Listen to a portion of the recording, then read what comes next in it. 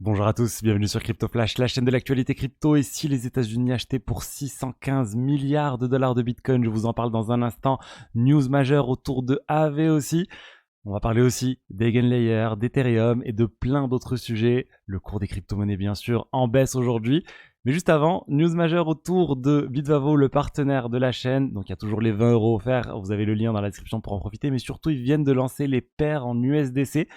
10 paires en USDC disponibles et surtout les frais sont très très bas, vraiment c'est le moment d'en profiter. 0,05%. Honnêtement, je connais pas plus bas en termes de frais, donc n'hésitez pas, vous avez le lien dans la description. On retrouve de l'Ether, du BTC, de l'ADA, du XRP, du Solana, du Doge et plein d'autres choses. Donc c'est, si vous avez des euros, c'est vraiment une porte d'entrée pour acheter pour pas cher des cryptos. Vous avez le lien dans la description. Il faut utiliser l'interface pro pour accéder aux paires stablecoin USDC. Alors, ensuite, parlons du cours des crypto-monnaies. Forte baisse aujourd'hui. Bitcoin 64 750 dollars, moins 1,9%. Ethereum 3 117 dollars, moins 8% aujourd'hui.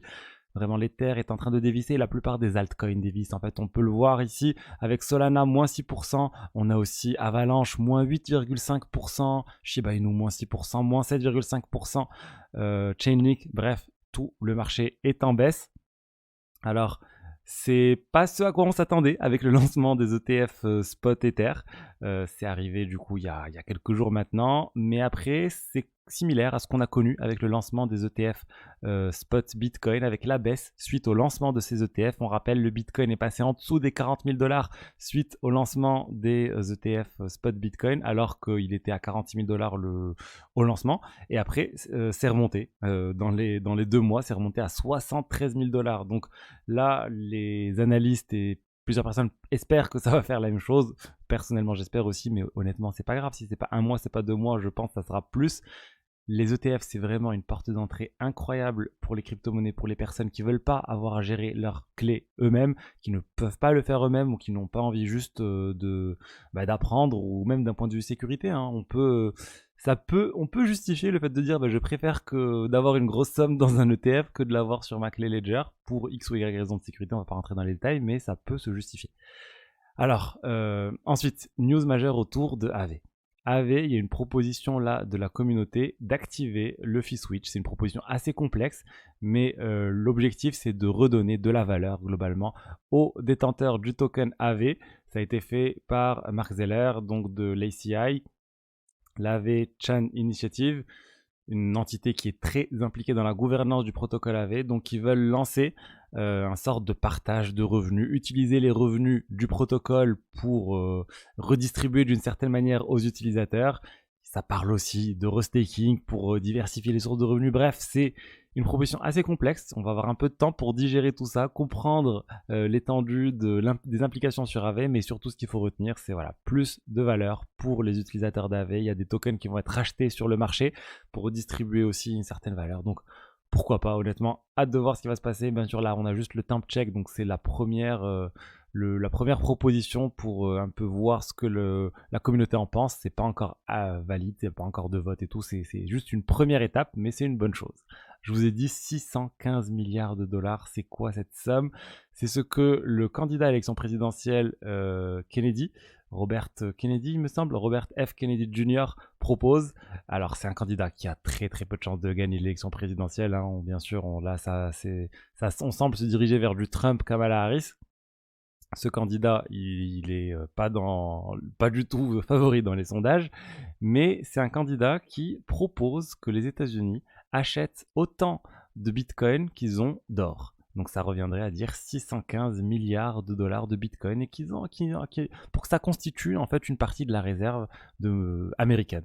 Donc c'est extrêmement intéressant. Personnellement, je suis sûr que ça va finir par arriver un jour que les divers États commencent à acheter du Bitcoin en masse. Et je pense un des prochains bull runs, ça sera celui-là.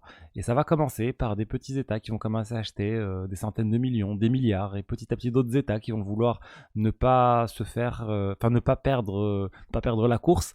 Et je pense que ça va vraiment être une course effrénée. On va pas se rendre compte d'un coup comment le Bitcoin va exploser. Je sais pas si vous vous rendez compte, 615 milliards de dollars, là, c'est pas réaliste, hein, faut qu'on se le dise. Mais c'est énorme de voir l'ordre de grandeur des États, des États-Unis. Là, c'est que les États-Unis. Imaginez l'Europe, imaginez la Chine, imaginez les divers pays qui se mettent à acheter du Bitcoin, ça serait juste complètement délirant. 615 milliards, ça représente à peu près la moitié de tous les Bitcoins en circulation actuellement, donc non, là les États-Unis ne vont pas le faire. Mais une fois que la market cap du Bitcoin sera 2 fois plus grande, 3 fois plus grande, ça commencera à avoir du sens que les États se positionnent et avec potentiellement des centaines de milliards de dollars sur le Bitcoin comme réserve nationale. Hâte de voir ça en tout cas. Ensuite, Bitcoin OS, un groupe qui est en train d'essayer de développer un certain nombre de choses, de solutions de niveau 2 sur le réseau Bitcoin. Et bien, ils viennent d'annoncer un événement majeur, ce qu'ils annoncent être comme la première Zero Knowledge Proof sur le réseau Bitcoin. Les Zero Knowledge Proof, c'est quelque chose qui est très utilisé sur le réseau Ethereum avec les diverses solutions de niveau 2, les ZKEVM qui utilisent ce type de technologie. Et ben là, ils ont annoncé cet exploit. En fait, a priori, ils auraient réussi à le faire, et ce qui permettrait d'avoir très bientôt diverses solutions de niveau 2, des vraies solutions de niveau 2, pas des solutions de niveau 2 comme Stacks, mais des vraies solutions de niveau 2 le moins centralisé possible, le moins censurable possible. Donc on va attendre de voir ça, c'est une annonce, c'est l'effet d'annonce, ils vont détailler les choses lors de la conférence Bitcoin là à Nashville jeudi prochain. On attend de voir ça, mais voilà, c'est une première étape et j'ai hâte de voir ce qui peut arriver sur le Bitcoin une fois qu'on aura ça. Imaginez là un peu ce qu'on est en train de voir avec les solutions de niveau 2 actuelles sur L2Bit. Vous pouvez voir sur le site, on va le voir tout de suite. Il y a énormément de solutions de niveau 2, il y a plus de transactions sur les solutions de niveau 2 que sur le réseau Ethereum. Et ça a complètement décollé là, sur l'année 2023-2024. On a 41 milliards de dollars dans les solutions de niveau 2. Imaginez quelque chose de similaire qui pourrait arriver sur le Bitcoin. On connaît la force du Bitcoin. On a vu ce qui s'est passé sur le Bitcoin quand on a eu les ordinals qui ont commencé à arriver sur le Bitcoin.